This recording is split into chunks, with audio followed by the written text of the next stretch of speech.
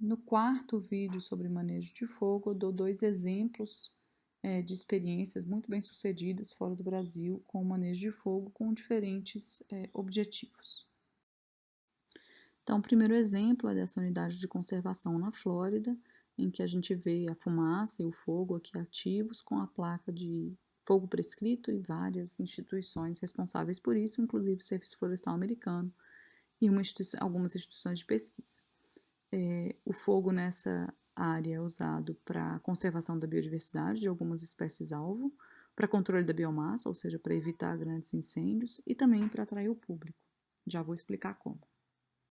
Então, uma perspectiva aqui, uma foto de helicóptero de como que o fogo é manejado nessa área. Então, o fogo é iniciado a partir do helicóptero com pequenas bolinhas de permanganato de potássio que se tornam fonte de ignição quando caem no chão.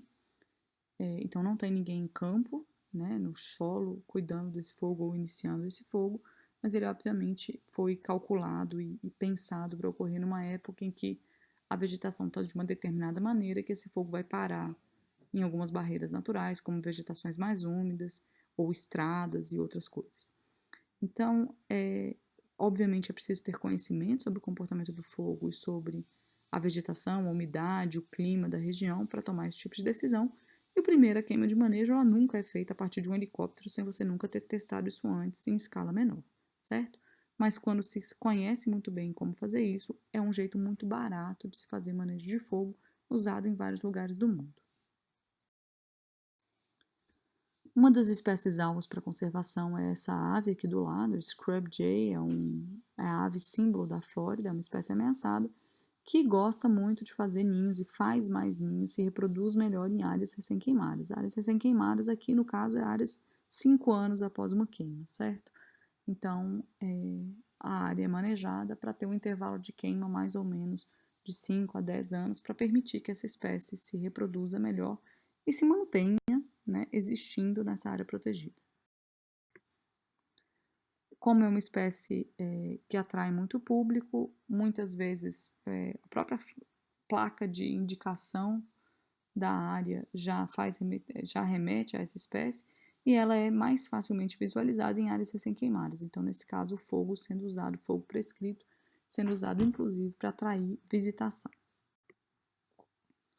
Obviamente tem um manejo, um monitoramento de quais os efeitos desses regimes do fogo em diferentes espécies dessa área, desse tipo de vegetação, e essas espécies também se beneficiam desse regime de fogo. A gente nunca vai ter um regime de fogo único que beneficie todas as espécies de uma determinada região, e é por isso que a recomendação é você não ter regimes de fogo estanque, né? Sempre pré-determinados iguais e inspecionante numa área, na área inteira, né? Que a gente quer conservar. O segundo exemplo é o Parque Nacional do Kruger, na África do Sul, que na verdade é um parque transfronteiriço, tem partes dele em Moçambique e em Zimbábue também, além da África do Sul, com mais de 3 milhões e 500 mil hectares. É um parque na savana africana, né? E eles basicamente manejam fogo para conservar a megafauna e a megafauna que atrai os visitantes, né? Inclusive a megafauna que atrai os visitantes, que ajuda a manter esse e outros parques da África do Sul, e o manejo de fogo é pensado especificamente para que a megafauna seja, primeiro, beneficiada em termos de se manter como população, as diferentes populações consigam se manter naquela área, mas também que eles sejam vistos pelos visitantes.